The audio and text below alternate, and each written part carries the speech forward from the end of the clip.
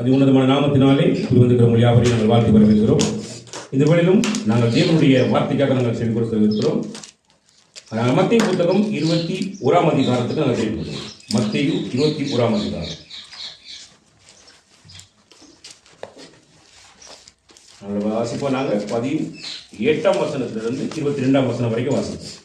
காலையிலே அவர் நகரத்துக்கு திரும்பி வருகையில் அவருக்கு பசி உண்டாயிற்று. அப்பொழுது வழி அருகே ஒரு அத்திமரத்தை கண்டு அதனிடத்தில் போய் அதிலே இலைகளை அன்றி வேறொன்றையும் காணாமல், இனி ஒரு காலம் உன்னிடத்தில் கனி உண்டாகாதிருக்கிறது கடவது என்றார். உடனே அத்திமரம் பட்டு போயிற்று.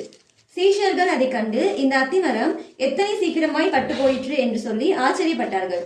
இயேசு அவர்களை நோக்கி, நீங்கள் சந்தேகப்படாமல் விசுவாசம் உள்ளவர்களாய் இருந்தால் இந்த அத்திமரத்துக்கு செய்ததை நீங்கள் செய்வதும் அல்லாமல், இந்த மலையை பார்த்து நீ பெயர்ந்து சமுத்திரத்தில் தள்ளுண்டு போ என்று சொன்னாலும் அப்படி ஆகும் என்று மெய்யாகவே உங்களுக்கு சொல்கிறேன். மேலும் நீங்கள் விசுவாசம் உள்ளவர்களாய் ஜெபத்திலே எவைகளை கேட்பீர்களோ அவைகளை எல்லாம் பெறுவீர்கள் என்றார். இரக்கமுள்ள நல்ல தகப்பனே, எண்ணங்களுக்கு நாங்கள் துதிக்கிறோம், எண்ணங்களுக்கு நாங்கள் ஸ்தோத்திரிக்கிறோம். ஐயா, அன்றே இந்த நாளிலே கர்த்தாவே உடைய வார்த்தையை நாங்கள் கேட்பதற்கு கர்த்தாவே நீங்கள் ஒருவரோடு கூட நீங்கள் பேசும்படியாக நாங்கள் ஜெபிக்கிறோம். உங்களுடைய மனக்கண்களை நீங்கள் பிரகாசிப்பிக்க வேண்டும் என்று நாங்கள் ஜெபிக்கிறோம். அன்றே உடைய சத்திய ஆவியானவர் மூலமாக எங்களுடைய பாவங்களை கண்டித்து உணர்த்தி நீதியை குறித்து நியாயத்திற்கு குறித்து நீங்கள் செலுத்தி நீங்கள் சொல்லும்படியாக நாங்கள் ஜெபிக்கிறோம். நாங்கள் உங்களுடைய வார்த்தையை கேட்குள்ளாய் மாத்திரமல்ல, அதன்படி செய்கிறவர்களாயும் நீர் எங்களை நடத்தும்படியாக உங்களிடத்திலே நாங்கள் ஒப்புக் கொடுக்கிறோம். நீங்கள் ஒருவரையும் பொறுப்படுத்தி நடத்தும்படியாக நாங்கள் ஜெபிக்கிறோம். இது குறிப்பிட்ட சிறு பிள்ளை முதல் பிற வரைக்கும் ஒருவரையும் பொறுப்படுங்க, ஆசீர்வதிங்க. வலைதளங்களிலே இந்த வசனங்களை கேட்கிற ஒருவரையும் கர்த்தராகிய ஆண்டவர் குடும்பமாய் ஒருவரையும் ஆசீர்வதித்து பலப்படுத்தும்படியாக இந்த கர்த்தரை ஒப்புக் கொடுத்து இயேசு கிறிஸ்து நாமத்தில் ஜெபிக்கிறோம் எங்கள் ஜீவனுள்ள நல்ல பிதாவே, ஆமென். இந்நாளிலே தேவன் உன்மேல் பிரியப்படுவாரோ, தேவன் உன்மேல் பிரியப்படுவாரோ என்றதான ஒரு கேள்வியோடு நாங்கள் இந்த நாளில் தலைப்பை கொண்டு நாங்கள் பார்க்க இருக்கிறோம்.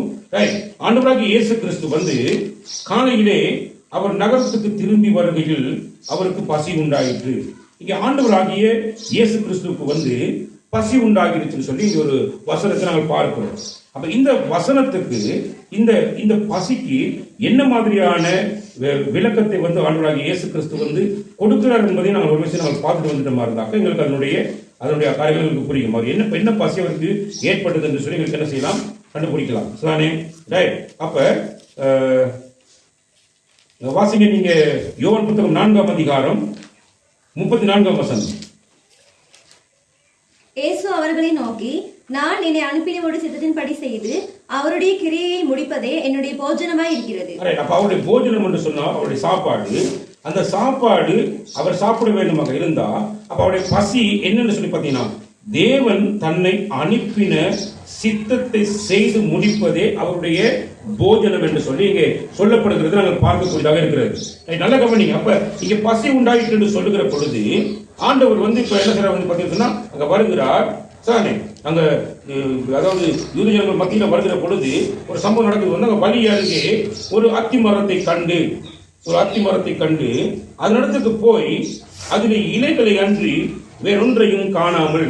அப்ப இங்க நீங்க பாத்தீங்கன்னா ஆண்டவர் போயிட்டு இருக்கிறாரு. வழி அருகே ஒரு அத்திமரம் இருக்கிறது. அந்த அத்திமரத்துல போய் அவர் பார்க்கிறார், தன்னுடைய பசிக்கு ஏதாவது அதுல கிடைக்குமா என்று சொல்லி பார்க்கிறார். அப்ப தன்னுடைய பசிக்கு ஏதாவது அதுல கிடைக்குமா என்று அவர் பார்க்கிற பொழுது அங்க என்ன சொன்னா, இலைகளை அல்லாமல் சானே ஒரு காய் என்ன செய்யல, இல்ல ஒரு காய் கூட அவருக்கு கிடைக்கல. அப்ப அந்த இடத்துல அவருக்கு பார்க்கிற பொழுது அவருக்கு கோபம் வந்துருச்சு. என்ன வந்துச்சு? அவருக்கு கோபம் வந்துருச்சு. கோபம் வந்த உடனே அவர் செய்த காரியம் என்ன அப்படின்னு பாத்தீங்கன்னா, இனி ஒரு காலம் உன்னிடத்தில் கனி உண்டாகாதிருக்க கடவுது என்றார். உடனே அத்திமரம் பட்டு போயிற்று. இந்த வசனத்தை கவனிக்கிற பொழுது சரி, அப்ப ஆண்டவர் செய்த காரியங்கள் சரிதானா அப்படின்ற ஒரு கேள்வி எல்லாருக்கும் என்ன செய்யும், ஏற்படும் இல்லையா? இதே காரியத்தை நீங்க மாட்டு 11 அதிகாரத்தில் நீங்க பார்க்கிற பொழுது சானே அங்க கூட இந்த அத்திமரத்தை பத்தி அங்க சொல்லுகிற பொழுது அந்த அத்திமர அதாவது அத்திப்பழ காலம் இல்லாத காலம் என்று சொல்லி என்ன செய்யப்படுகிறது சொல்லப்படுகிறது. சானே வசனம் எடுத்த வாசி பார்ப்போம். மாட்டு 11 அதிகாரத்தில் இருக்கிற வசனம். அப்பொழுது இளைஞருள்ள ஒரு அத்திமரத்தை தூரத்தில் கண்டு அதில் ஏதாகிலும் அகப்படுமோ என்று பார்க்க வந்தார். அத்திப்பழ காலமாய் இராதபடியால் அவர் அதனிடத்தில் வந்த போது அதில் இலைகளை அல்லாமல் வேறொன்றையும் காணவில்லை.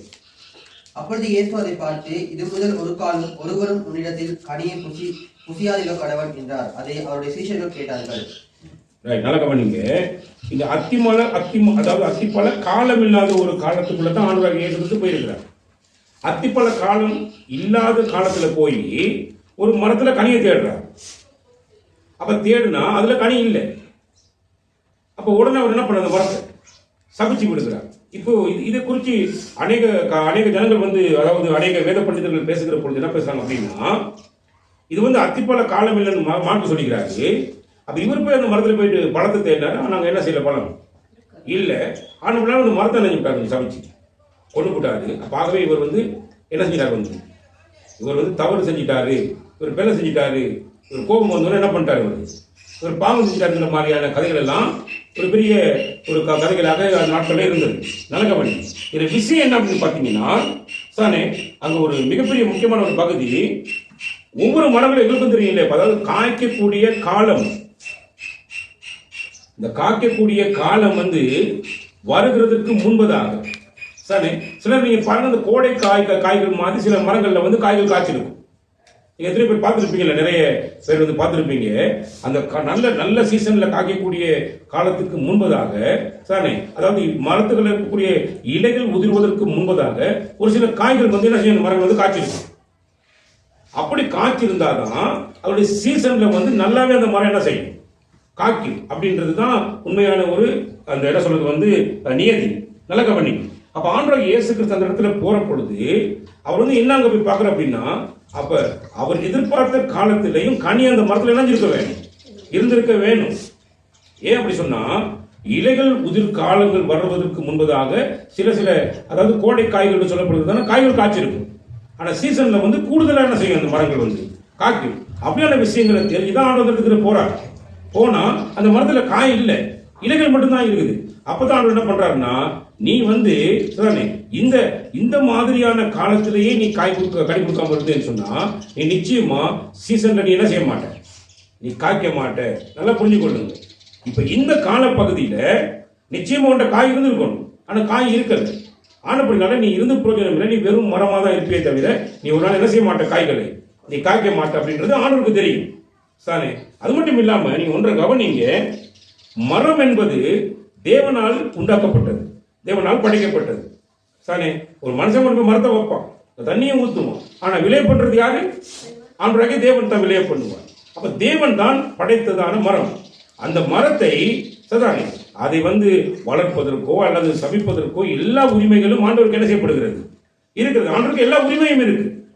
சதானே ஆனப்படினால அவர் சமைச்சது பிழை செஞ்சிட்டாருன்றதான காரியத்தை எல்லாம் மக்கள் என்ன பண்ணுவாங்கன்னு சொன்னா முன்வைப்பாங்க. ஆனா ஆண்டவர் சபித்ததற்கான காரணம் என்னன்னு சொல்லி பாத்தீங்கன்னு சொன்னா, என்ன நடக்குது அப்படின்னு பாத்தீங்கன்னா, ஆண்டவர் ஆண்டவர் இயேசு கிறிஸ்து அங்க யூத ஜனங்கள் மத்தியில போகிற பொழுது அவருக்கு எந்த மரியாதையும் அந்த ஜனங்கள் என்ன செய்யப்படவில்லை.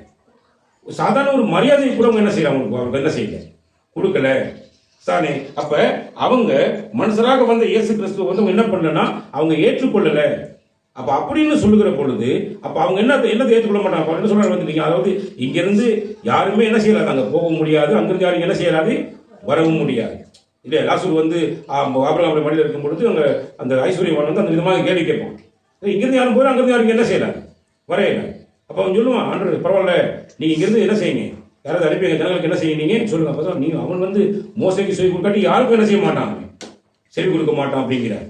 சரி, அப்ப அவன் என்ன சொல்றாங்க பார்த்தீங்கன்னு சொன்னா, ஆண்டவராக இயேசு கிறிஸ்துவை அந்த ஜனங்கள் என்ன செய்யல, ஒருபோதும் ஏற்றுக்கொள்ளல. அவருக்கான மரியாதை அவங்க என்ன செய்யல, செலுத்த. சாதாரணமான ரீதியிலாவது ஒரு மனுஷனுக்கு இருக்கக்கூடிய தேவ பயம் இல்லாத ஜனங்கள் சரி, அவங்க எப்பொழுதுமே தேவனுக்கு என்ன செய்ய மாட்டாங்க, அவங்க பயப்பட மாட்டாங்க. ஒரு சிறிய பகுதியிலாவது தேவ பயம் இருக்கணும். அப்பதான் அவங்க என்ன பண்ணுவாங்க, தொடர்ச்சியான பயத்தை என்ன செய்வாங்க, ஆண்டவருக்கு கொடுப்பாங்க. அப்ப இவங்க என்ன செய்ய மாட்டேங்கிறாங்க அப்படின்னு சொல்லி, இந்த மரம் என்ன செய்ய மரம் என்ன செய்ய மாட்டேன்னா, இந்த காலத்துல ஒரு குறிப்பிட்ட கனியை கொடுத்துருக்கணும், ஆனா இந்த காலத்துல கனி கொடுக்க இல்லை. அதனால இதனுடைய கனி கொடுக்கக்கூடிய காலத்திலும் இந்த மரம் என்ன செய்ய கனிகள் கொடுக்காது அப்படின்றதான ஒரு காரியத்துல தான் ஆண்டவர் அந்த மரத்தை என்ன செய்யறதுனா சபிச்சு போடுகிறார். இன்றைக்கும் நம்முடைய வாழ்க்கையை நீங்க பார்க்கிற பொழுது நல்ல கவனிங்க, நம்ம வாயினால ஆண்டவரை நம்ம என்ன பண்றோம், ஆண்டவர் வாயினால நம்ம ஸ்தோத்தரிக்கிறோம், வாயினால நம்ம எல்லாம் பண்றோம்.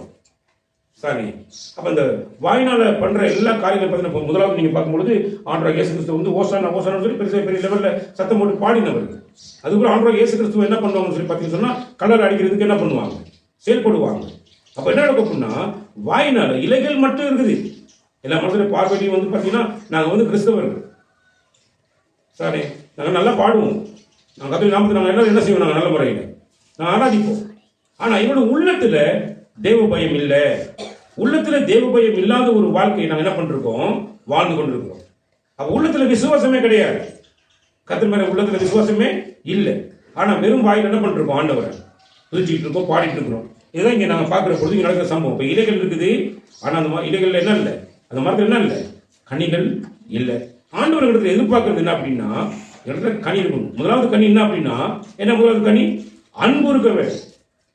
நான் ஆண்டவரை ஆராதிக்கும் பொழுது நான் அன்போடு நான் என்ன செய்வேன், அவரை நான் ஆராதிக்க வேண்டும். ஏன்னா அவர் எங்களுக்கு காட்டினதான அன்பினுடைய ஆழம் எவ்வளவு பெருசு அப்படின்னா தன்னுடைய ஜீவனிலும் மேலான அன்பை எங்களுக்கு என்ன பண்ணுகிறார், தேவன் கொடுத்திருக்கிறார். அவருடைய ஜீவனை பார்க்கிலும் மேலான அன்பை தான் எங்களுக்கு கொடுத்திருக்கிறார். அப்ப அந்த அன்பை எங்களுக்கு கொடுப்பதற்கு வந்ததான ஆண்டவராகிய இயேசு கிறிஸ்துவை வந்து நான் எவ்வளவாக அன்பு செலுத்த வேணும், அன்பு இல்லாம எப்படி கர்த்தரை ஆராதிக்கிறது தானே. கொஞ்சம் இங்க வந்து தெளிவாங்க, உங்களுக்கு தெரிய மாட்டேங்குது. அப்ப நல்ல கவனிங்க, அன்பு இல்லாம நாங்க எப்படி நாங்க கர்த்தரை நாங்க ஆராதிக்கிறது. அன்பு இருக்குது, விசுவாசம் இல்லை. விசுவாசம் இல்லாமல் எப்படி தேவனுக்கு பிரியமாக இருக்கிறது. சரி, நீங்க எபிரேயர் புத்தகம் 11ஆம் அதிகாரத்தினுடைய 6வது வசனத்தை நீங்க வாசிக்கிறீங்கன்னு சொன்னா சரி, நீங்க வந்து தேவனுக்கு எப்படி பிரியமா இருக்கலாம். அப்ப தேவன் மேல உங்களுக்கு என்ன செய்யணும், விசுவாசம் இருக்க வேணும். அப்ப விசுவாசம் எப்படிப்பட்டதாக இருக்கணும் அப்படின்னா நல்லா கவனிங்க. அதாவது விசுவாசம் என்றது வந்து சரி என்னவா, சரி வாசிக்க இருக்கா. விசுவாசம் இல்லாமல் தேவனுக்கு பிரியமாய் இருப்பது கூடாத காரியம். ஏனென்றால் தேவனிடத்தில் சேருகிறவன் அவர் உண்டென்றும் அவர் தம்மை தேடுகிறவர்களுக்கு பலன் அளிக்கிறவர் என்றும் விசுவாசிக்க வேண்டும். விசுவாசத்தினாலே ஏனோக்கு மரணத்தை காணாது. விசுவாசமானது நம்பப்படுகிறவர்களின் உறுதியும் காணப்படாதவர்களின் நிச்சயமாய் இருக்கிறது. விசுவாசம் என்றது வந்து நம்பப்படுகிறவர்களின் உறுதி, காணப்படாதவர்களின் நிச்சயம். எங்களுக்கு தெரியாது, எனக்கு கண்ணால பார்க்க முடியாது. ஆனால் தேவன் என்னை அழைத்தவர் நிச்சயமா எனக்கு அதை செய்து முடிப்பார் என்றதான ஒரு மிகப்பெரிய நம்பிக்கை. அதான் ஆண்டவராகிய இயேசு சொல்றாங்க, கனி வந்து ஒரு மனுஷன் வந்து கொடுக்க வேணுமா இருந்தா பிதாவாகிய தேவன் வந்து யோவான் புத்தகம் 15ஆம் அதிகாரத்தில் சொல்ற பிதாவாகிய தேவன் வந்து யாராக, பிதா வந்து திராட்சை தோட்டக்காரர், நான் செடி, நீங்க அதுல கொடி. அப்ப இதை என்ன சொல்றோம்னா ஒரு தொடர்பாடலை காண்பிக்கிறார். பிதாவானது தோட்டத்தில் வந்து எப்படி என்ன இருக்கிறாரா வந்து வாசிக்க வருஷம் இருக்கா, பிதாவானவர் யாரா இருக்கிறாரு, அவை வாசிங்க அவை வசனத்தை. யோவான் 15ஆம் அதிகாரம் எடுத்துட்டீங்களா, எடுத்து வாசிங்க. நான் மெய்யான திராட்சை செடி, என் பிதா திராட்சை தோட்டக்காரர். என்னில் கனி கொடாதிருக்கிற கொடி எதுவோ அதை அவர் அறுத்து போடுகிறார், கனி கொடுக்கிற கொடி எதுவோ அது அதிக கனிகளை கொடுக்கும். நல்ல கவனிங்க, முதலாம் வசனம், நான் வந்து மெய்யான திராட்சை செடி, என் பிதா வந்து திராட்சை தோட்டக்காரராக இருக்கிறார், நீங்க எல்லாம் யார் அப்படின்னா கொடிகள் அப்படிங்கிறார். சரி, அப்ப என்ன காரணம் சொல்றாரு பாத்தீங்கன்னு சொன்னா நல்ல கவனிங்க, ஒரு தொடர்பாடலை காண்பிக்கிறார். அப்ப ஒன்றோடு ஒன்று இணைக்கப்பட்டிருந்தால் ஒழிய கனி கொடுப்பதற்கு முடியாது. அப்ப பிதாவாகிய தேவனோடு இயேசு கிறிஸ்துவுடைய இணக்கம் எப்படி இருந்துச்சு அப்படின்னு பாத்தீங்கன்னா அவர் வந்து சொல்லுங்க, அதாவது பிதாவாகிய தேவன் வந்து சரி என்னை அனுப்பினதனுடைய காரியம் ஒன்று இருக்குது, அந்த காரியத்தை செய்து முடிப்பது என்னுடைய போஜனம். அப்ப அவர் இயேசு கிறிஸ்து சொல்லுகிற பொழுது பிதா என்னை அனுப்பினதனுடைய நோக்கம் இருக்கிறது, அந்த நோக்கத்தை நிறைவேற்றுகிறது தான் என்னுடைய போஜனம். அப்ப பசி, என்னுடைய பசி என்ன அப்படின்னா நான் வந்து என்ன செய்யணும், என் ஆண்டு சித்தத்தை நான் என்ன செய்ய வேண்டும், செய்ய வேண்டும். அதே போல இயேசு கிறிஸ்து மேல அன்பு வச்சிருக்கக்கூடிய நம்முடைய வாழ்க்கையில நமக்கு என்ன இருக்கணும் அப்படின்னு பாத்தீங்கன்னா இயேசு கிறிஸ்து நம்மை எதுக்காக இந்த உலகத்தில் ஏற்படுத்தினாரோ ஏற்படுத்தினதை நாங்கள் என்ன செய்ய வேண்டும் என்பதுதான் எங்களுடைய போஜனமா இருக்க வேண்டும். சானே, அப்ப யோவான் புத்தகம் 15:16 வசனத்தை வாசிங்க. 15:16 வாசிங்க. நீங்கள் என்னை தெரிந்து கொள்ளவில்லை, நான் உங்களை தெரிந்து கொண்டேன். நீங்கள் என் நாமத்தினாலே பிதாவை கேட்டுக்கொள்வது எதுவோ அதை அவர் உங்களுக்கு கொடுக்கத்தக்கதாக நீங்கள் போய் கனி கொடுக்கும் படிக்கும் உங்கள் கனி நிலைத்திருக்கும் படிக்கும் நான் உங்களை ஏற்படுத்தினேன். அப்ப நல்ல கவனிங்க, ஆண்டவராகிய இயேசு கிறிஸ்து எங்களை தெரிந்து கொண்டதுடைய நோக்கம் என்ன அப்படின்னா, நாங்க இயேசு கிறிஸ்துவின் நாமத்தினால பிதாவிடத்துல நாங்க கேட்க வேணும். அப்ப தேவன், பிதாவாகிய தேவன் எங்களுக்கு என்ன செய்வாருன்னா கொடுப்பாரு. நாங்கள் போய் என்ன செய்ய வேணும்னா கனி கொடுக்க வேணும். அப்ப நாங்கள் போய் கனி கொடுக்க வேணும் அப்படின்னு சொன்னா, என்ன கனி கொடுக்கறது அப்படின்னா, மக்கள் எங்களிடத்துல எதிர்பார்க்கிற அன்பை நாங்க என்ன பண்ண வேணும், நாங்க பிரதிபலிக்க வேணும். ஏன்னா பிதாவாகிய தேவன் மனுஷன் மீது காட்டினதான அன்புக்கு அடையாளமாக தன்னுடைய குமாரனை எங்களுக்காக பணி செலுத்துகிறார். அப்ப அது அவர் எங்க மேல காண்பிச்சதான அன்பு. அப்ப நான் எங்களுடைய மக்கள் மத்தியில் நான் காண்பிக்கிறதான அன்பு என்ன பார்த்தீங்கன்னா, நான் இங்க இருக்கிற மக்கள் மத்தியில என் கிறிஸ்துவனுடைய அன்பை நான் மற்றவர்களுக்கு என்ன பண்ணணும், நான் பிரதிபலிக்க வேண்டும். அதுக்காக தான் கர்த்தராகிய ஆண்டவர் என்ன பண்ணுகிறார்னா எங்களை ஏற்படுத்தி இருக்கிறார். அப்ப ஏற்படுத்தி இருக்கிறதான காரியத்தை நான் செய்யாம அவர் என்னை ஒரு விஷயத்துக்கு ஏற்படுத்தி இருக்கிறார், என்னை ஒரு விஷயத்துக்கு நியமித்து இருக்கிறார். நியமித்திருந்தா அதை செய்யாம நான் இந்த உலகத்துல என்னத்தை பண்ணி கொண்டிருக்கிறேன் நாங்க பாக்குற பொழுது நல்ல ஸ்தோத்திரம் பண்றோம், நல்ல பாடுறோம், நல்ல ஜெபம் பண்றோம், எல்லாம் பட்டுகிறோம். ஆனா எங்களிடத்துல என்ன இல்லைன்னா கனி இல்லை அப்படின்றது மிக தெளிவாக ஆண்டவருக்கு சொல்லுகிறது நாங்க பார்க்கக்கூடியதாக இருக்கிறது. அப்ப தேவன் எங்களை ஏற்படுத்துவதற்காக செய்த காரியங்கள் பெரிய காரியம். அப்ப இந்த அத்திமரத்தினுடைய ஊமை ஒரு ஊமையாக தேவன் பேசுகிற பொழுது, இந்த அத்திமரம் நீங்களும் நானும் ஆண்டவரால் இந்த உலகத்தில் நாங்கள் காட்டப்பட்டிருக்கிறோம். அப்ப எங்க இருந்து எங்களை நாட்டுகிறாரு பாத்தீங்கன்னா, உலர்ந்து போன இடத்துல வறட்சியான இடத்துல இருந்து எங்களை பிடிங்கி ஆண்டு நட்டு வச்சுக்கிறார். அப்ப சபைக்குள்ள கொண்டு நிறுத்தி இருக்கிறார். அப்ப நாங்க என்ன செய்ய வேணும் அப்படின்னா, அவர் எதிர்பார்க்கிற கனியை நாங்கள் என்ன செய்ய வேணும், ஆண்டவருக்கு நாங்க கொடுக்க வேணும். அப்ப நாங்க கொடுக்காம இருக்கிறோம் அப்படின்னா, நல்ல கவனிங்க, எங்களுடைய தொடர்பாடல் சரியில்லை. அதாவது எப்படி தொடர்பு சொன்னா, அந்த மெய்யான திராட்சை செடி பிதாவாகிய தோட்டக்காரரால் என்ன செய்யப்பட்டுச்சு, இந்த உலகத்துல வைக்கப்பட்டுச்சு. ஆனா அந்த திராட்சை செடியோட நாங்கள் கொடியாக என்ன செய்ய வேண்டும், நாங்கள் இணைந்திருக்க வேண்டும். இயேசு கிறிஸ்துவோடு கூட இணைந்திருப்பதற்கு நாங்கள் செய்ய வேண்டிய வேலை என்ன அப்படின்னா, முதலாவது அவர்களுக்கு கொடுத்திருக்கிறதான அந்த வார்த்தையாகிய இயேசு கிறிஸ்துவை நான் என்ன செய்ய வேண்டும் அப்படின்னு பார்த்தீங்கன்னா, நான் இரவும் பகலும் அவர் என்னோடு கூட இருக்கிறார் என்று நான் அவரை தியானிக்க வேண்டும். இரவும் பகலும் நான் அவரை தியானிக்கணும். என்னோடு கூட தான் நீங்க இருக்கிறீங்க ஆண்டவரே, நீங்க என்னோடு இருக்கிறீங்க, நான் உங்களோடு சேர்ந்துக்கிறேன். அப்பதான் ஆண்டவர் என்னோடு கூட இருந்தால் நிச்சயமா என்ன செய்வேன், நான் நல்ல கனிகளை என்னால் என்ன செய்ய முடியும், கொடுக்க முடியும். அவரோடு இணைக்கப்படலைன்ற ஒரு உணர்வு எனக்குள்ள இருக்கும் அப்படின்னு பார்த்தீங்கன்னா, நிச்சயமா என்ன செய்ய மாட்டேன், கனியை என்ன செய்ய மாட்டேன், நான் கொடுக்க மாட்டேன். ஆண்டவருக்கு கோபம் வந்ததனுடைய காரணம் ஒன்று இருக்குது. ஏன்னா ஒரு தோட்டக்காரருக்கு ஒரு மரத்தை நாட்டுவதற்கு அவன் எவ்வளவு பிரயாசப்படுகிறான் என்பதை நீங்க கவனிக்க வேண்டும். விவசாயி ஒரு மரத்தை நாட்டுவதற்கு எவ்வளவு கஷ்டப்படுகிறான். ஒரு கண்டை நாட்டி அந்த கண்டு பெரிய மரமா வரும் வரைக்கும் எவ்வளவு போராட்டங்களை அவன் அனுபவிக்கிறான். இதை நீங்க புரிஞ்சு கொள்ள வேண்டும். அதுதான் ஆண்டவர் மிக தெளிவுபடுத்துகிறார். உங்களை எல்லாம் ஆண்டவர் தேவ சமூகத்துக்குள்ள கொண்டு என்னை உங்களை கொண்டு நிறுத்துகிறார்னா, அதுக்காக அவர் மிகப்பெரிய விலைக்கிரயத்தை செலுத்தி இருக்கிறார். அவ்வளவு பெரிய போராட்டங்களை அவர் அனுபவித்திருக்கிறார், அவமானப்பட்டிருக்கிறார், நிந்தைகளை சுமந்து இருக்கிறார், அடிக்கப்பட்டிருக்கிறார், நொறுக்கப்பட்டிருக்கிறார். எனக்காக சிலுவையில் அவர்களுடைய ஜீவனை என்ன பண்ணுகிறார், கொடுத்திருக்கிறார். மூன்றாவது நாள் அதை மறுபடியும் பெற்றுக்கொண்டு இன்றைக்கு எங்கள் மத்தியில உயிரோடு கூட வாசம் பண்ணி கொண்டிருக்கிறார். அவ்வளவு பிரயாசத்தோடு கூட எங்களை அவர் நாட்டி இருக்கிறார். அப்படின்னா அவர் எங்களிடத்துல எதிர்பார்க்கிற கனியை நான் கொடுக்காதிருப்பேனாக இருந்தால் அவருக்கு என் மேல கோபம் வருமா, வராதா? என் மேல கோபம் வருமா அவருக்கு? ஏன்னா எதிர்பார்க்கிற காரியத்தை என்ன செய்ய மாட்டாங்க. இன்னைக்கு பாருங்க, பெற்றோர்கள் பிள்ளைகளிடத்துல அதை எதிர்பார்க்கிறாங்க. பிள்ளைகளை பெற்று ஆளாக்கி அவங்கள படிக்க வச்சு அவங்களுக்கு எல்லா விஷயத்தையும் பண்ணி சகலத்தையும் பண்ணிட்டு அந்த பிள்ளைகள் எங்களுடைய வாழ்க்கையில பார்ப்பாங்க. பார்த்தீங்கன்னா இன்னைக்கு நிறைய பெற்றோர் அந்த பிள்ளைகள் மிக அருமையாக முதியோர் இல்லத்துக்கு அனுப்பியிருக்கிறாங்க. நிறைய பேர் பிச்சைக்கு வச்சுக்கிறாங்க. நிறைய பேர் என்ன படிக்கிறாங்க, அடுத்தவங்க உதவியில நீ வாழ்ந்துட்டு போ, எங்கள்கிட்ட என்ன செஞ்சுறாங்க, இதை கேட்டாத நிலைமையில் இருக்கக்கூடிய பிள்ளைகள் இன்னைக்கு இருக்கிறாங்க. நல்லா யோசிச்சு பாருங்க நீங்க. ஏன் அப்படின்னா பெற்றோர்கள் பிள்ளைகளுக்கு எதிர்பார்க்கிறாங்க இல்லையா? யோசிச்சு பாருங்க. எனக்கு தெரிஞ்சு ஒரு மனுஷன் ஒரு நாள் நான் போய் நிற்கிற பொழுது அந்த மனுஷனுடைய ஈபி பணம் அவ்வளோத்தையும் எடுத்து 2 மகன்மாருக்கும் பிரிச்சு கொடுத்து 2 பேருமே பெரிய பெரிய பிசினஸ் மேன்களா மாறி கடைசி அந்த மனுஷனை பிச்சை எடுக்க விட்டுட்டாங்க ரோட்ல என்று சொல்லி ஒரு நாள் அந்த மனுஷன் அழுதது. அந்த மனுஷன் இன்றைக்கு அந்த அளவுக்கு படும் மோசகரமான நிலைமையில தான் இன்றைக்கு பிள்ளைகள் இருக்கிறாங்க. அப்ப அந்த பிள்ளைகள் அந்த பெற்றோருக்கு கோபம் வருமா, வராதா? இல்லையா? வேதனை வருமா, வராதா? வரும். அவங்க வேதனை பட்டாலே அந்த மரம் பட்டு போன மாதிரி என்ன போயிடும், ஏற்பட்டு போயிடும். அவ்விதமாக ஆண்டவர் இந்த உலகத்துல எங்களிடத்துல கனியை எதிர்பார்க்கிறாரு. சும்மா எதிர்பார்க்க இல்லை, எல்லாத்தையும் அவர் கொடுக்கிறார், எல்லா பாதுகாப்பையும் அவர் கொடுக்கிறார். அந்த மரத்துக்கான சகல விளைச்சலையும் கர்த்தர் கொடுக்கிறார். அப்ப கர்த்தர் வந்து அந்த இடத்துல ஒரு கனியை எதிர்பார்க்கிற பொழுது இல்லைன்னா எப்படி இருக்கும்னு நினைக்கிறீங்க? நம்மளாம் உதட்டில் கர்த்தர் என்ன பண்ணிட்டு இருக்கோம்? ஆராதிச்சிட்டு இருக்கோம். உள்ளத்துல தேவ மேல அன்பு கிடையவே கிடையாது. அன்பே இல்லை. அன்பு இருந்தா இந்த சபைக்குள்ள வந்து உட்கார்ந்து இருக்கிற நாம சாரி தேவன் வாசம் பண்ணுகிறார், அவருடைய தூதர்கள் இங்க வாசம் பண்ணி கொண்டிருக்கிறாங்க, அவங்க நடுவில் தான் நாம உட்கார்ந்து கர்த்தரை என்ன செஞ்சுட்டு இருக்கோம்? ஆராய்ச்சிட்டு இருக்கிறோம்.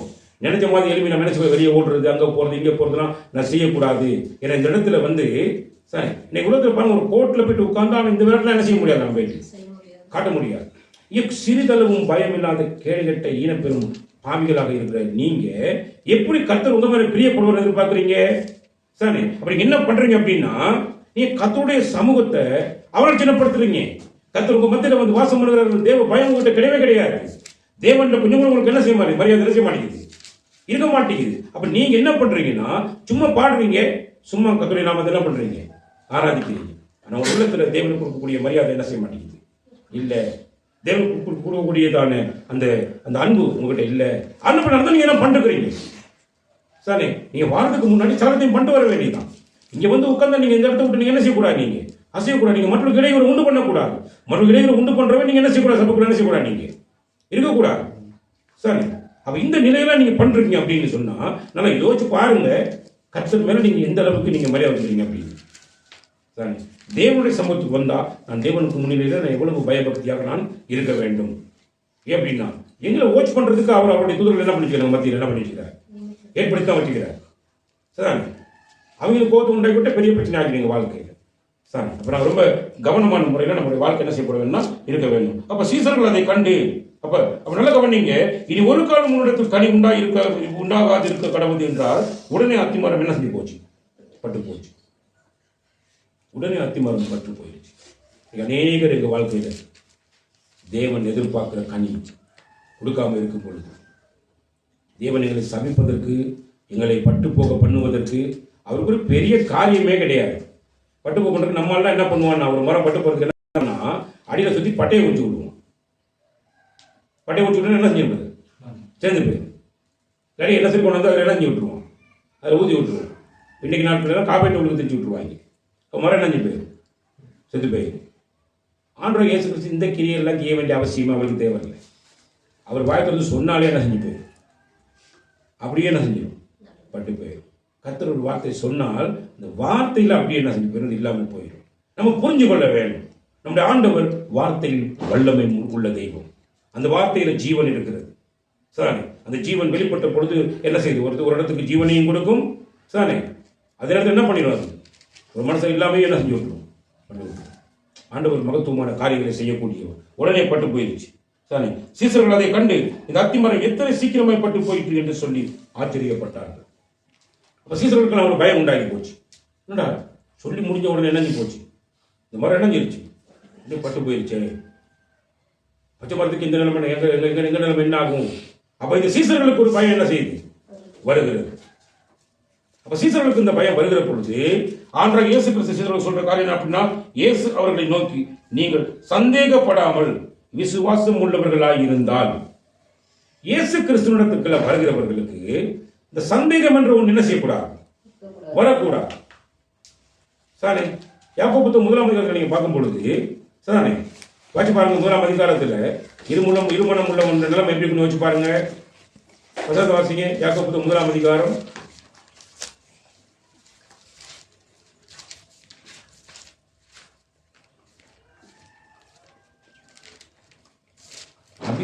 இருமனம் உள்ளவன் தன் வழிகளில் எல்லாம் நிலையற்றவனாய் இருக்கிறான். நல்ல கவனிங்க, இருமனம் உள்ளவன் தன் வழிகளில் எல்லாம் எப்படி இருக்கானா? நிலையற்றவனாக இருக்கிறான். அப்ப இருமனம்ல என்ன அப்படின்னா, கொஞ்சம் நம்பிக்கை இருக்குது, ஆனா விசுவாசம் உங்களுக்கு என்ன செய்ய மாட்டேங்குது? இருக்க மாட்டேங்குது. சதான வந்து அப்ப அதை குறித்து சொல்ல விளக்கத்தை சொல்லுகிற பொழுது என்ன சொல்ற அப்படி பார்த்தீங்கன்னா, சானே நல்ல கவனிங்க. சானே நல்ல கவனிங்க. அப்படிப்பட்ட மனுஷன் தான் கத்தெடுத்து எதையாகிலும் பெறலாம் என்று என்ன செய்யக்கூடாது? நினைக்க கூடாது. சானே அப்ப யாருக்கு நினைக்கக்கூடாது அப்படின்னா, இரு மனம் உள்ளவன் என்ன செய்யக்கூடாது? கடவுள் எனக்கு எதாவது தருவாரு, கடவுள் ஏதாவது பெற்றுக்கொள்ளலாம் அப்படின்னு சொல்லி என்ன செய்யக்கூடாது? வந்து இந்த வாழ்க்கையை நினைக்கக்கூடாது. அப்ப தேவன் உண்டென்றும் அவர் எங்களுக்கு பலன் அளிக்கிறவர் என்றும் நாங்க விசுவாசிக்க வேணும். அப்படி விசுவாசிக்காத பட்சத்துல தேவன் என்னோட கூட பிரியமா என்ன செய்ய மாட்டாங்க, இருக்க மாட்டார். என்னை அவர் பிரியப்படணுமா இருந்தா நான் வந்து என்ன செய்யணும் அப்படின்னா, தேவன் என்னோடு இருக்கிறார், எனக்குள்ளதான் வாசம் பண்ணி கொண்டு இருக்கிறார். சரி, அப்ப நான் விசுவாசிப்பது என்ன செய்ய, நான் கேட்கறது என்ன பண்ணுவேன், நான் எனக்கு என்ன செய்வார், கொடுப்பார், எனக்கு அதை செய்து முடிப்பார் என்ற விசுவாசம் எனக்குள்ள என்ன செய்ய வேண்டியிருக்கிறது. விசுவாசம் உங்களுக்கு நான் தெளிவாக படிச்சு கொடுத்துக்கிறேன். ஆரம்பத்தை படிச்சு கொடுக்க வந்து விசுவாசம் என்றது நான் இயேசு கிறிஸ்துவோடு கூட இணைந்து இருக்கிறது. இப்ப அவர் எனக்குள்ள இருக்கிறார் அப்படின்னா நான் அவரோடு கூட இணைஞ்சிருப்பேன். நான் இணைந்து இருக்க வேண்டும். அப்ப இணைப்பு சரி, நம்பிக்கை என்பது வேற, இணைப்பு என்பது வேற. நல்ல கவனி. அப்ப இணைக்கப்பட்ட ஒரு விசுவாசம், தேவன் வந்து எனக்குள்ள விசுவாசத்தை வளர்ப்பார், எனக்குள்ள விசுவாசத்தை உண்டாக்குவார். அவர் எனக்குள்ள இருக்கிறார். சரி, உலகத்தில் இருக்கிறவனில் வெளியில் இருக்கிறவர் அவர் பெரியவர்.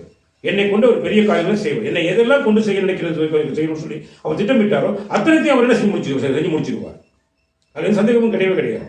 என்னை கொண்டு அதை ஆரம்பிக்கிறார்கள், கட்டாயம் நிச்சயமாக என்ன செய்வார், செய்து முடிப்பார். இது விசுவாசத்தை நான் உறுதியாக என்னுடைய இருக்கிற என்ன என்ன வச்சுக்கொள்ள. விசுவாசத்தோட நீ பார்த்தீங்கன்னா, நீ சந்தேகப்படாம விசுவாசத்தோட நீங்க என்ன பண்ணணும், சந்தேகப்படாமல் விசுவாசம் உள்ளவர்களா இருந்தால் இந்த அத்தி மரத்துக்கு செய்ததை நீங்கள் செய்வதும் அல்லாமல், அத்தி மரம் செய்ததை நீங்க செய்வதும் அல்லாமல் அப்படிங்கிறார். நீங்க கட்டாயம் விசுவாசம் கட்டாயம் செய்வீங்க. என்னுடைய வாழ்க்கையில நான் ஒரு சின்ன ஒரு ப்ராக்டிஸ் பண்ணுகிற பொழுது ஒரு பெரிய வாழை மரத்தை பார்த்து நானும் இதே மாதிரி ஒரு வார்த்தையை பேசுறேன். ஆனா அந்த வாழை மரம் என்ன செஞ்சு போச்சு, அப்படியே பட்டு போயிடுச்சு. நல்லா கவனிங்க. நான் சொன்னேன், நீ இவ்வளவு பெருசா வளர்ந்துக்கிற, பார்த்தா அடித்தூர் இருந்தா பெருசு. அது ஒரு வாழைத்தாரை போட்டிருந்தா நினைக்கிற மாதிரி கிட்டத்தட்ட நான் ஒரு 70-80 கிலோ சரி நினைச்சிருக்கணும் போட்டிருக்கோம். ஆனால் அது பூ மூலம் ஒன்றும் இல்லை. நான் நீ இப்படி இருக்கிறத விட செத்து போட்டேன். பார்த்தா அது என்ன செஞ்சு அப்படியே அந்த மரம் அப்படியே மேலே இருந்து கீழே வரைக்கும் அப்படியே காஞ்சி ஒன்றும் இல்லாமல் போச்சு அந்த வாழை. இதெல்லாம் ஆண்டவர் வந்து அவருடைய நாமத்துக்குள்ள செய்கிற பொழுது அதை என்ன செய்யறாங்க, செய்து முடிக்கிறார். அதே போலதான் நிறைய பேரை பார்த்து இவருக்கு இது நடக்கும், இவருக்கு அது நடக்கும் அப்படின்னு சொல்லும் பொழுது அது அப்படியே கத்திர செய்ய முடிப்பார், வந்து செய்து முடிக்கிறவர். நல்ல கவனிங்க. அவசரம் வந்து அதை செய்வது மாத்திரமல்ல, சரிதானே, நீங்க இந்த மலையை பார்த்து நீ பேருக்கு சமுத்திரத்தில் தள்ளிட்டு போய் என்று சொன்னாலும் அப்படி ஆகும் என்று மெய்யாகவே மெய்யாக உங்களுக்கு என்ன செய்யணும் சொல்லுகிறேன்னு சொல்லி ஆண்டவர் அந்த சீசர்களுக்கு ஒரு காரியத்தை சொல்றாரு. நல்ல கவனிங்க. அப்போ அதுல ஒரு விஷயம் என்னன்னு பாத்தீங்கன்னா, சீசர்கள் வந்து இயேசு கிறிஸ்துவை ஆராதிக்கிறது ஒண்ணு. அப்ப சீசர்களிடத்துல என்ன இருக்கணும் அப்படின்னு பாத்தீங்கன்னா, அவங்களிடத்திலும் தேவன் மேல வச்சுக்கிறதான கனி இருக்க வேண்டும் என்ற ஒரு பயத்தை அவர்களுக்கு அந்த வேலை என்ன செய்ய உருவாக்குகிறார். அவங்க பயந்தாங்க, எப்படி நடந்துச்சு அப்படி. அப்ப நாம கனி கொடுக்க வேண்டும். நாம சும்மா இருந்துட முடியாது. சும்மா வெறுமனே வாயில ஆண்டவர் இயேசு கிறிஸ்துவை ஆராதிக்கிறேன்னு சொல்றது மட்டும் இல்லை. நான் கிறிஸ்துவன் என்ற பேரை நாளைக்கு நாள் சபையில கூடிய ஆராதிக்கிறது இல்லை என்ற வேலை இல்லை. சரி, மெயின் வேலை என் தேவன் எனக்கு காண்பித்த அன்பை நானும் மற்றவர்களுக்கு என்ன செய்ய வேண்டும், காண்பிக்க வேண்டும். ஒரு இடத்துக்கு போகணும். இன்னைக்கு எங்களை என்ன சொல்றது, வைப்பு தங்கச்சியில ஊருக்கு போகணும். ஒரு புள்ள செத்து போச்சு சொல்லி அந்த புள்ளத்தான் கிறிஸ்தவ ஒரு மரணமாக முத அந்த அந்த தோட்டத்தில் என்ன செய்யப்பட்டிருக்கு, அடக்கம் பண்ணப்பட்டிருக்கு. இத்தனை வருஷத்துக்கு பெரிய ஆச்சரியமா இருக்குது. ஒரு கிறிஸ்தவர்கள் அங்கே கிடையவே கிடையாது. நான் பார்க்குற உண்மையை ஆண்டவர் வந்து ஆண்டரை பற்றி சொல்றதுக்கு அங்கே பெருசாக ஆட்கள் என்ன செய்ய மாட்டாங்க, போக மாட்டாங்க. பயம். ஆனால் இருக்குது சேர்ச்சஸ்லாம் இருக்குது, பெரிய பாசமாக இருக்கிறாங்க. ஆனால் ஒரு விஷயம் என்ன பண்ண மாட்டாங்க. சாரி, மக்களை பார்த்தா அவ்வளோ வேதனையாக இருக்குது பார்க்கும்போது. சாரி, நம்மளை சுற்றி இருக்கிற ஜனங்களுக்கு நம்முடைய ஆண்டுடைய அன்பை நம்ம என்ன செய்ய வேண்டும், நம்ம சொல்ல வேண்டும். நம்ம சொல்லாமல் யாருக்கும் தெரிய போறதில்லை தேவனுடைய அன்பு என்ன அப்படின்னு நம்ம சொல்லணும். நம்ம அன்பை சொன்னால்தான் மக்கள் என்ன செய்யப்படுவாங்க, ஆண்டவராகிய தேவன் ஒருத்தர் இருக்கிறார் அப்படிங்கிறது அவங்க அறிந்து கொடுக்க ஒரு வாய்ப்பு இருக்கு. அப்ப நீங்க சொல்லி நீங்க கூட்டு வந்தீங்கன்னா மிச்சத்தை கத்திர செய்வார், வந்தாங்க போதிச்சு நடத்துவார். தானே, அப்ப நீங்க அதை செய்ய அவங்களுக்கு ஒரு பயம் இணைஞ்சிருச்சு வந்துருச்சு. ஐயோ சானே, அப்ப நாங்க கத்தரை இவ்விதமாக தான் நாங்க என்ன செய்ய வேண்டும், அந்த கத்திரங்களுக்கு எதிர்பார்க்கறது நாங்க என்ன செய்ய வேண்டும், அவருக்கு நாங்க செலுத்த வேண்டும் என்ற பயம் அந்த நான் இணைஞ்சிருக்கோம், அந்த திசைகளுக்கு இணைஞ்சிருக்கோம் வந்திருக்கும். அடுத்த மேலும் நீங்கள் விசுவாசம் உள்ளவர்களாய் ஜெபத்திலே, மேலும் நீங்கள் விசுவாசம் உள்ளவர்களாய் ஜெபத்திலே. அப்ப நல்ல கவனிங்க, விசுவாசம் இல்லாம ஜெபம் பண்ண முடியாது. விசுவாசம் இருக்கணும்னு ஜெபிக்கிறது இருக்கு. விசுவாசம் உள்ளவர்களாய் அப்படின்னா விசுவாசம் வந்து எங்களுக்குள்ள வந்து இருக்கணும் அப்படிங்கிற. அப்ப விசுவாசத்தை வந்து எங்களுக்குள்ள தொடக்கிறவர் யார் அப்படின்னு பாத்தீங்கன்னா ஆண்டவராகிய இயேசு கிறிஸ்து தான் விசுவாசங்களுக்குள்ள தொடக்குவார். தொடக்கின விசுவாசம் எங்களுக்குள்ள இருக்கும், அது இருக்கணும். அப்ப அந்த விசுவாசம் இருந்தால்தான் நான் விசுவாசத்தோடு ஜெபிக்க முடியும். விசுவாசம் இல்லாம என்ன செய்யாது, நான் ஜெபிக்க முடியும். அப்ப நல்லா கவனிங்க, பரிசுத்த ஆவியானவரை தேவன் நமக்கு கொடுத்திருக்கிறார். அந்த பரிசுத்த ஆவியானவர் எங்களுக்கு கூட என்ன செய்ய வந்து இருக்கிறார். அப்படி இருக்கிறார் என்றது நான் சரியாக நான் உணர்ந்தால்தான் நான் சரியான ஜெபத்தை ஜெபிக்க முடியும். ரோமர் புத்தகம் 8 நீங்க வாசிக்கிற பொழுது வந்து சாரி அந்தபடி வாசிங்க, அந்தபடி ரோமர் புத்தகம் 8 அந்தபடியே ஆவியானவரும் நமது பலவீனங்களில் அந்தபடியே ஆவியானவர் நமது பலவீனங்களில் நமக்கு உதவி செய்கிறார். எப்படி செய்கிறார்? நாம் ஏற்றபடி வேண்டிக் கொள்ள வேண்டியது இன்னதென்று, நாம் ஏற்றபடி வேண்டிக் கொள்வது இன்னதென்று அறியாமல் இருக்கிறபடி. அன்னைக்கு ஜெபங்கிறது வந்து நிறைய பேர் வாழ்க்கையில மணித்தியால கணக்கா ஜெபிக்கிறாங்க. பாவம், சகல வேதனைக்குரிய விஷயம். ஏன்னா அவங்களுக்கு கடவுளை பத்தி அறிவு இல்லை. கடவுளை பத்தி அறிவு இல்லாதபடினாலும் மணித்தியால கணக்கா முட்டிக்கால போட்டுக்கிட்டு உட்கார்ந்துட்டு கத்தி கதறிக்கிட்டு சாமி. சில பேரை பார்த்தீங்கன்னு சொன்னா இரவு போல சாப்பிடாம உட்கார்ந்துட்டு கத்தி கதறிட்டு உட்கார்ந்துருப்பாங்க. இப்படிலாம் இருந்து என்ன பண்ணுவாங்கன்னா அவங்களுடைய ஜெபம் எல்லாம் எப்படி இருக்கும் அப்படின்னு பார்த்தீங்கன்னா அந்த ஜெபத்திலையும் தவறான காரியங்கள்லாம் பண்ணி ஜெபம் பண்ணி விட்டுருவாங்க. அன்பை மட்டுமே வெளிப்படுத்தி சாரி அந்த கனிகளோடு கூட தேவ சமுத்திரம் நாங்கள் உட்காந்து ஜெபிக்கிறதுக்கு பதிலாக நாங்கள் வெவ்வேறு விதமான துக்கம் வந்தால் யாருக்கா சாபத்தை விட்டுருவோம். சாரி இது கோபம் வந்தால் எல்லாம் பண்ணிடுவோம். இதெல்லாம் ஜெபத்திலேயே பண்ணிடுவோம் நம்ம. அப்போ இதெல்லாம் பண்ணிட்டு இருக்கிறோம் அப்படின்னா அப்போ ஆவியானவரை செய்ய மாட்டோம். நமக்கு இருக்கிற ஆவியானவரை செய்ய மாட்டோம். அப்போ நம்ம பலவீனங்கள் நம்ம உதவி செய்யும்படி வாசிங்க. நாம் வேண்டிக் கொள்வது நாம் ஏற்றபடி வேண்டிக் கொள்ள வேண்டியது என்னது என்று அறியாமல் இருக்கிறபடினால ஆவியானவர் தாமே வாக்கு கடங்காத பெருமூச்சுகளோடு நமக்காக வேண்டுதல் செய்கிறார். ஆவியானவர் நமக்காக வாக்கு கடங்காத பெருமூச்சுகளோடு கூட நமக்காக என்ன பண்றாங்க, விண்ணப்பம் பண்றாங்க. உங்களுக்கு அடிக்கடி ஏற்கனவே சொல்லி கொடுத்துருக்காங்க. தணிக்கை செய்யப்படுகிறதான நியூஸ், தணிக்கை செய்யப்படுகிறதான ஒரு நியூஸ். ஒரு ஏரியாக்குள்ள வருவான், எல்லாத்துக்கிட்டையும் கேள்விலாம் கேட்பான், மனிதர்களாக கேட்பான். அது சகலத்தையும் கேட்டு முடிச்சுட்டு நாளை வரையில நியூஸ் அஞ்சு போடுவான், முடிச்சிருவோம். பார்த்துருப்பீங்க நீங்க ஒரு பேப்பர்ஸ் நியூஸ் கொடுக்கும்போது என்ன செய்வான் வந்து எல்லா விஷயத்தையும் கேட்பான். அவர்களும் எல்லாத்தையும் கேட்பான். கேட்டுட்டு நாளை வரையில இவ்வளவு பெரிய ஒரு துண்டில் என்ன செய்வான், நியூஸை முடிச்சுட்டு போயிடுவான். அதே மாதிரி நீங்க மீடியாவில் நீங்க கேட்கும்போதும் அதே மாதிரி தான் நியூஸை தணிக்க பண்ணிடுவாங்க. அதே மாதிரி தான் நாம மணித்தியால கணக்கில் ஜெபிச்சுட்டு உட்கார்ந்துருக்கோம். ஆனா ஆண்டவருக்கு தெரியும் நமக்கு தேவை வந்து இதுதான் அப்படிங்கிறது அவருக்கு தெரியும். இப்போ இதைத்தான் கேட்கணும். இதுக்கு மாறவன் என்ன பண்ணிருக்கான், டைம் எடுத்து போட்டு போராடி கற்று கிடக்குறான், சொல்றது திரும்ப சொல்லிட்டுக்கிறான், கேட்டதை திரும்ப கேட்டு உட்காந்துக்கிறான். அவருக்கு தெரியும். நல்லா கவனி. அப்ப நமக்குள்ள இருக்கிற ஆவியானவர் என்ன பண்றாருன்னா நாம ஜெபிக்கும் போது நமக்கு உதவி செய்கிறார் அப்படின்னு சொல்லப்பட்டிருக்கு. அப்ப ஜெபிக்கிறவர்களுக்கு உதவி செய்வதற்காகவே பரிசுத்த ஆவியானவர் என்ன பண்றாரு, எங்களுக்குள்ள வாசம் பண்ணுகிறார். தேவன் எங்களை சும்மாலாம் ஜெபிக்கிறதுக்கு விடல, அவருடைய பரிசுத்த ஆவியானோடு கூட இருந்து எங்களுடைய பலவீனங்களுக்கு என்ன பண்றாரு, உதவி செய்யற. என்ன வேண்டிக் கொள்ள வேண்டும், எப்படி வேண்டிக் கொள்ள வேண்டும், எல்லாம் அவர் எங்களுக்கு என்ன பண்றாரு, எங்களுக்கு உணர்த்தி வைக்கிற தெய்வமாக இருக்கிறார். அப்படினால நாம ஜெபிக்கிற ஜெபத்தை விட வாக்குகளுக்கான பெருமூச்சுகளோடு கூட அவர் விண்ணப்பம் பண்றாரு. அப்படின்னா என்ன அர்த்தம் அப்படின்னா நம்ம ஜெபத்தை மட்டமாக்கிட்டு அவர் எங்களுக்காக என்ன பண்றாரு, ஜெபிக்கிறாரு. அவருடைய சத்தம் தான் முன்னோக்கி போகும், எங்க சத்தம் இல்லை, அவருடைய சத்தம் தான் முன்னோக்கி போகும் அப்படின்றது மிக தெளிவாக என்ன செய்யப்பட்டிருக்கிறது, சொல்லப்பட்டிருக்கிறது. அப்ப நீங்க வந்து ஜெபத்துல எவைகளை கேட்பீங்களோ அவைகள் எல்லாம் பெறுவீர்கள் என்றார். நல்ல கவனி. இயேசுவோடு இணைந்திருக்கிறவன் பிழையானது என்ன செய்ய மாட்டான், கேட்க மாட்டான், ஒரு நாளும் கேட்க மாட்டான். இயேசு கிறிஸ்துவோடு இணைந்து செயல்படுகிற ஒரு மனுஷன் பிழையானது கேட்பானா, ஒரு நாளும் கேட்க மாட்டான்.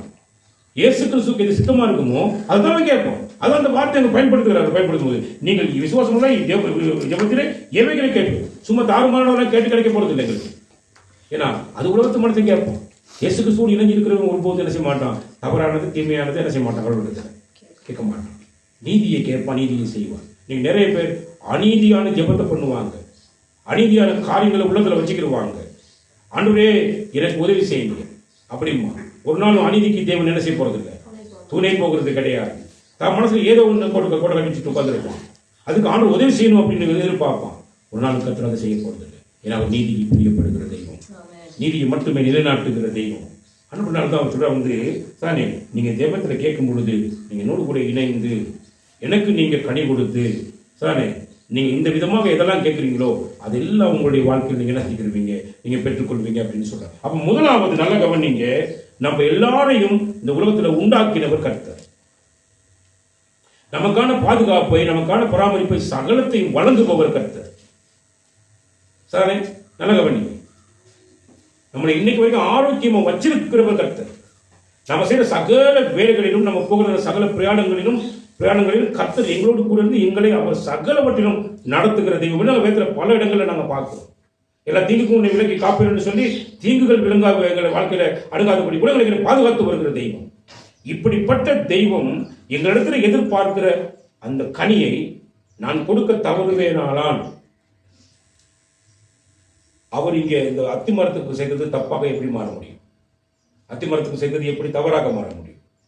ஏன்னா அந்த மரம் தேவனால் உண்டாக்கப்பட்டது. அந்த மரத்துக்கான சகலம் யாரால் கொடுக்கப்பட்டது? தேவனால் கொடுக்கப்பட்டது. தேவன் அதுல ஒரு விஷயத்தை எதிர்பார்க்கிறார். ஆனா என்ன செய்யல? ஒண்ணு கிடைக்குது. காய்க்கிற காலம் இல்லை, அது உண்மை. ஆனா இருக்க வேண்டிய காலம் அது. அதனால நாங்க போய் கத்துக்க அந்த மரத்தை போய் பார்க்கிறார். சரி, அங்க வந்து அங்க அந்த நாட்களில் வந்து ஒரு இலைகளுக்கு முன்பதாக அந்த மரத்துல வந்து காய்கள் இருக்க வேண்டும். எதிர்பார்த்தா காய்கள் இருக்குல்ல. நல்ல கவனி. அப்ப நமக்கு காய்க்கிறதுக்கு ஒரு காலத்தை வச்சிருப்பா. அதுக்கு முன்னதாகவும் நாம கனி கொடுக்க வேணும், இந்த கனி இருக்கணும். அப்படின்னு எல்லா நேரங்களையும் தேவன் நம்முடைய வாழ்க்கையில, நீங்க சின்ன பிள்ளைகளா இருக்கிறீங்களா, வாலிப பிள்ளைகளா இருக்கிறீங்களா, சரிதானே, நீங்க குடும்ப வாழ்க்கையில ஈடுபட்டு பெரியவர்களா இருக்கிறீங்களா, எந்த காலத்திலையும் கர்த்தர் உங்களிடத்துல கனியை எதிர்பார்ப்பது அவருடைய நோக்கம். கனி கொடுக்க வேண்டியது எங்களுடைய நோக்கமாக இருக்க வேண்டும். அது இல்லைன்னா தானே ஆண்டவர் ரொம்ப வேதனைப்படுகிறதுல வந்து எந்த விதமான சந்தேகம் கிடையாது. அதிகமாக வேதனைப்படுகிறார். என்னடா இவ்வளவெல்லாம் பண்ணி என்ன செய்ய மாட்டேங்குது, மரத்தில் கனி ஒன்று கிடைக்க மாட்டேங்குது அப்படின்றது வேதனை. சாரி, ரெண்டாவது நீங்க பார்க்குற பொழுது சாரி இந்த காரியம் அங்கே எதற்காக செயல்படுறது அப்படின்னு சொல்லி பார்த்தீங்கன்னு சொன்னா, நல்ல கவனிங்க, ஒருத்தருக்கு நடக்கிற சம்பவம் அநேகருக்கும் அது ஒரு தேவ பயத்தை என்ன செய்ய வேண்டும், கொண்டு வர வேண்டும். அனனியா சப்பீரால் வந்து செய்த பிள்ளை செய்த காரியம் அங்கே முழு சபைக்கும் ஒரு பெரிய பயத்தை என்ன செஞ்சு கொண்டு வந்துச்சு. சீசர்களுக்கெல்லாம் ஒரு படிப்பினையாக கொண்டு வந்துச்சு. ஆண்டவர் ஒரு காரியத்தை பண்ணுகிற பொழுது ஒரு மிகப்பெரிய காரியத்தை கர்த்தர் அவர்களுக்கு கற்றுக் கொடுக்கிறார். நல்ல கவனி.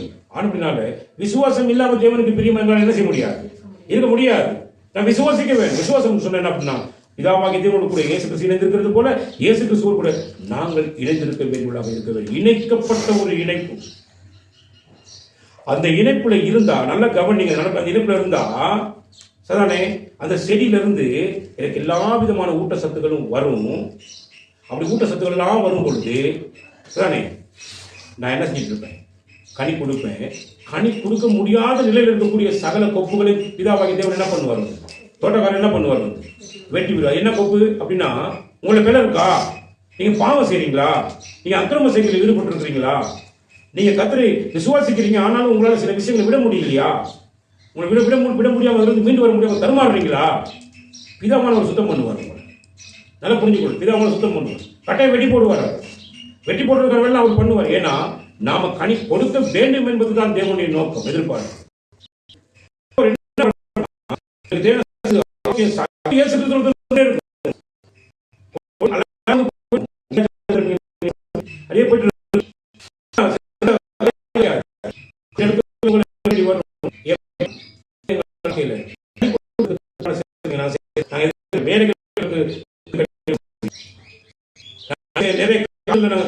முடியாது.